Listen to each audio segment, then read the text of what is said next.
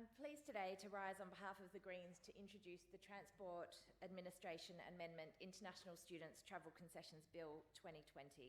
This bill is a simple one. The object of the bill is to allow full fee paying international tertiary students to be issued with the same concessional travel passes as other tertiary students. This will bring New South Wales in line with every other state in Australia. It seeks to amend the Transport Administration Act 1988 to give effect to the object of the bill by granting international tertiary students the same access to travel concessions as other tertiary students. Specifically, this bill inserts provisions relating to international students in Schedule 7, explicitly setting out that a full fee paying international student is entitled to be issued with a concessional travel pass as referred to in Section 88 of the same kind as is available to a person who is a domestic student of a tertiary educational institution. The second element of this bill, which is described as a consequential amendment, omits Part 8, Division 5, Section 88(3)A of the Act, which currently states that if the regulations so provide, persons of a class prescribed by the regulations are not entitled to be issued with a free travel pass or concessional travel pass under this section. The subsection applies despite any determination or direction of the Minister or an authority or the Anti-Discrimination Act 1977. While consequential in the sense that regulations can only be made if they are consistent with the Act, as a matter of principle, this is an important one because it goes to the heart of the problem with this bill.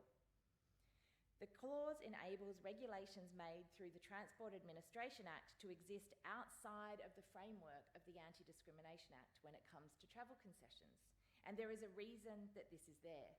It requires us to go back to 2006, but I will do that a little later. It may actually come as a surprise to many in this place and many in the community that international tertiary students studying at our institutions in New South Wales are not able to access travel concessions. Student travel concessions exist for a good reason. There are real financial pressures on students, and associated with studying in our state, and rightly, public transport fares for enrolled tertiary students are subsidised to help them meet the needs and allow them some financial freedom to focus on their education and get the best out of their studies. These financial pressures are the same no matter where you were born, or the colour of your passport, or the type of visa that you have. However, access to these concessions is not equal, and it is not available to all students. If you reside in New South Wales, like international students do, you contribute to our society and our community in the same way as anyone else. You pay GST, you pay income tax, you support local businesses, you see our local bands, you play on our sports teams, you grow things in our community gardens, and like everyone else, you eat in our restaurants, you buy food in our shops, you use public transport, and like international students, like all students, they add value to our societies and our communities and enrich the lives that we all lead and the types of communities that we live in, and they deserve the same support as everybody else. Other states have recognised this. It's an important principle, and they've acted to grant international students concessions. Shamefully, New South Wales is the odd one out when it comes to granting international travel concessions to international students. Access to travel concessions should not be issue dependent or residency or citizenship dependent. It should not be based on the colour of your skin or the language you speak at home. And that is what this bill sets out to do, to end the racial discrimination against international students so that anyone who is a full fee paying student in New South Wales is entitled to travel concessions. I'm sure there are probably some right now in this chamber, and those who are not really aware of the issue, saying, come on, really? Racial discrimination? And to that I say, yes, really. So how can it be allowed to continue if it is and has been found to be racial discrimination? Well, that's simple. As I mentioned earlier, there's a clause and an exemption in our Transport Administration Act 88(3)A, which was inserted back in 2006 as a way for the state to avoid granting international student travel concessions, after this practice was indeed found by the Administrative Decisions Tribunal to be in contravention of our Anti-Discrimination Act. This campaign for travel concessions and international students is not a new one. International students have been working in campaigns, and I think it's very important to note that it's been a long-fought campaign to be able to do it. So let's go back to 2006. In 2006, the New South Wales Administrative Decisions Tribunal found that excluding international students from travel concessions was racial discrimination. This was a huge win for the travel concessions campaign and a clear sign that the New South Wales government would need to change things. But alas, instead of complying with the decision, the then Labor government passed new legislation to make travel concessions exempt from the New South Wales Anti-Discrimination Act. At the time, the Sydney University Postgraduate Association, which at the time I was the president of, who had run the case in the Administrative Decisions Tribunal, claimed that this was a win and called on the then New South Wales Labor government to recognise the racial discrimination that had occurred and finally remedy this situation by giving access to international students to travel concessions. It's important to acknowledge that in this work there was an incredible contribution made by Aristotle Pepitas on this case, who worked with international students, Supra, staff and office bearers over many years to achieve this tribunal outcome. These same conditions that the tribunal deemed to be racial discrimination in 2006 still exist. The only difference is that our Transport Administration Amendment Act is now exempt from having to comply with our Anti-Discrimination Act. This is how the Yammer Labor government got around it. They managed to get around a section in our Anti-Discrimination Act which says that the provision of goods and services needs to be that it is unlawful for a person who provides, whether or not for payment, goods or services, to discriminate against another person on the grounds of race. Well, the New South Wales government did just that. Instead of fixing the racial discrimination in our transport system and ending it, they amended the legislation and put an exemption in the Transport Administration Act. At the time, the Greens' Lee Rhiannon, who was then in the New South Wales Upper House, commented on the outrageous sidestepping of this basic responsibility and made the point, and I quote, "It beggars belief that the government is prepared to so boldly dismiss the Anti-Discrimination Act. In New South Wales, the Anti-Discrimination Act is the legislative cornerstone for basic human rights of equality, of treatment and freedom from discrimination." At the time that this was introduced, the then Labor Deputy Premier, Minister for Transport, John Watkins, made a contribution when he was introducing the debate. He made it very clear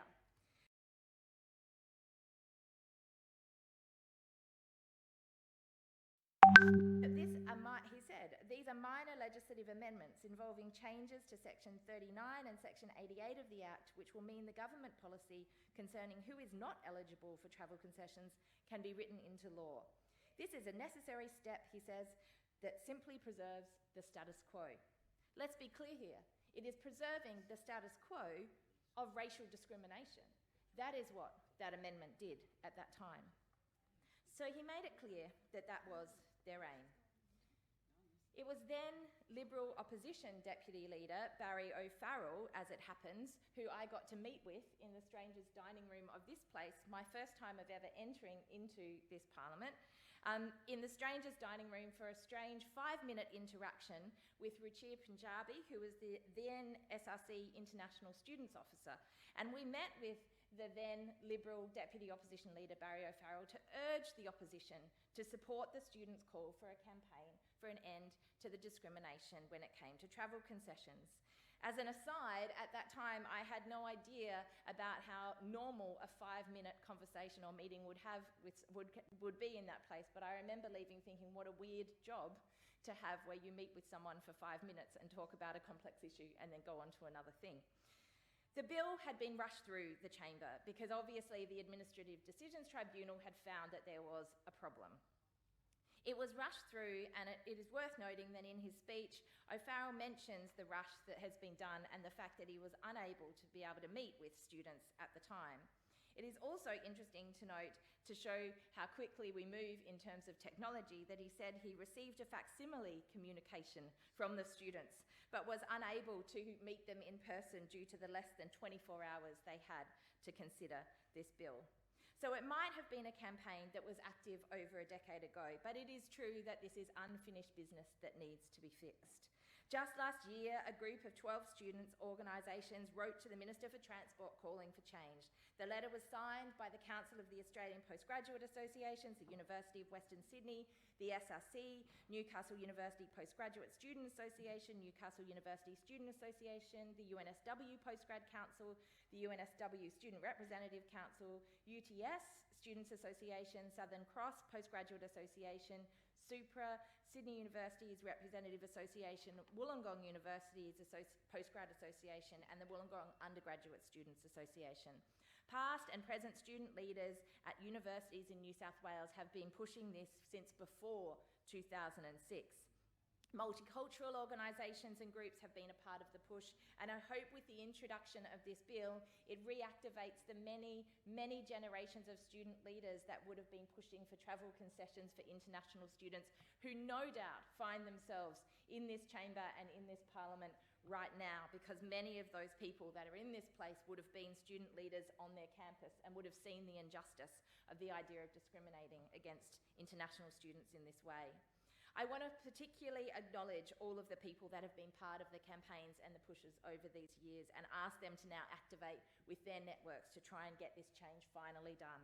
To those who are part of the Cross Campus Concessions Coalition, I've already mentioned Ruchir Punjabi, but I also want to acknowledge particularly Shabaz Singh and the Supra 5, as well as all of those that joined the stunts and the rallies and the actions and wrote articles in student newspapers and signed petitions.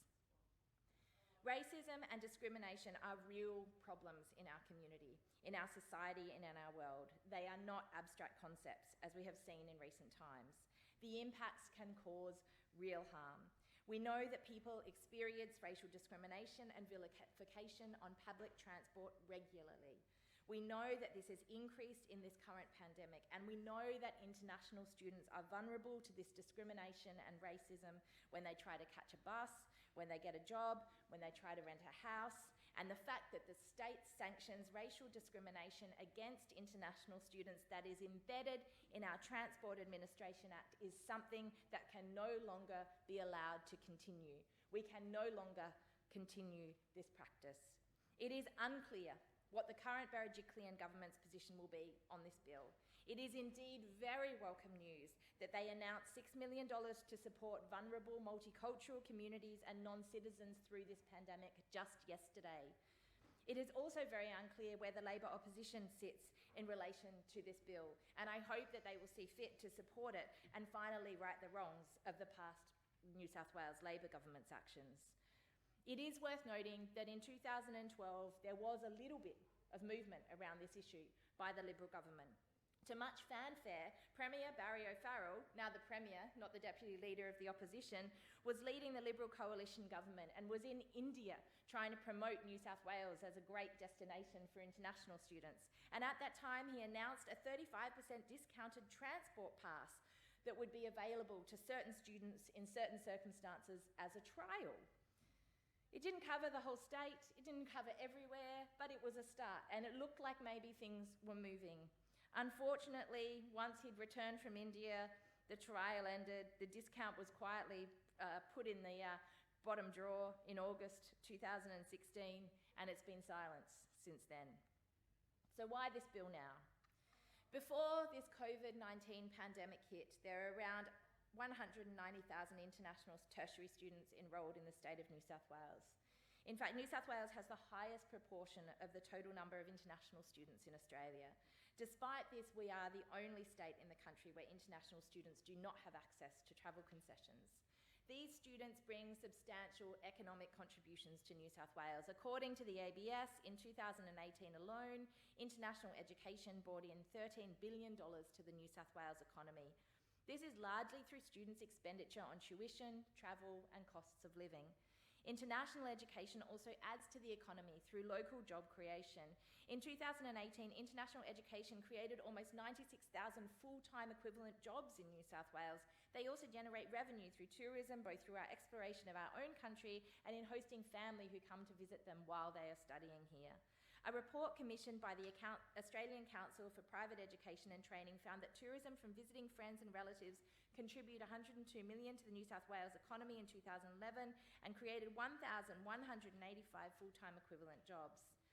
In a discussion by CAPA, the Council of Australian Postgraduate Associations, in 2019, a research paper estimated that extending public transport concessions to higher education students in New South Wales would only cost the state a maximum of $169 million per year. $169 million is a small price to pay for the welcoming community response that it shows to international students to say we will treat them equally in this chamber and in this parliament.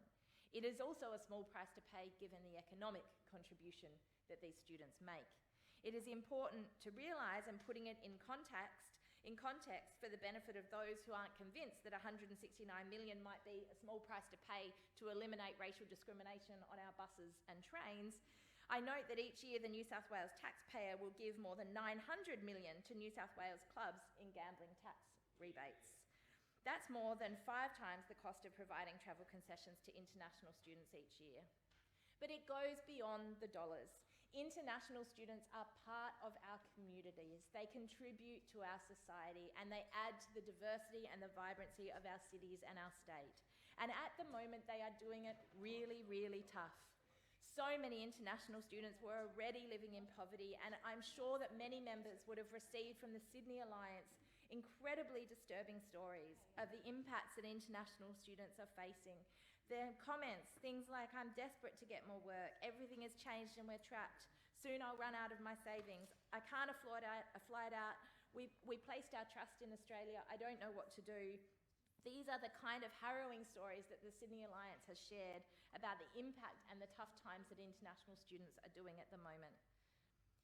Getting concession on daily travel will not solve all of these problems, but it may make the difference for the 1 in 7 international students who say that they skip meals and go hungry because they can't afford to buy one. It may make the difference for those students to be able to travel, to be able to get to class, as opposed to miss their class because they just don't have money to be able to pay for the fare. This is a small step, but a significant step in what we can do for this parliament and this state to show international students that we acknowledge that they are a key part of our community, that they are part of us and that we are in this together. And if those words ring true, then we must be looking to abolish the racial discrimination that currently exists in the Transport Administration Act. And I would urge all members to look at this bill, which I say is very simple, to look at it on its merits, and to finally work together to act to end this discrimination. International students need it, but also at a time when we are seeing the issues of racial discrimination and vilification prominent in all of our lives. It is a strong message we can send to diverse communities to say that we value equality and we do not tolerate racial discrimination in this parliament. Thank you, Speaker.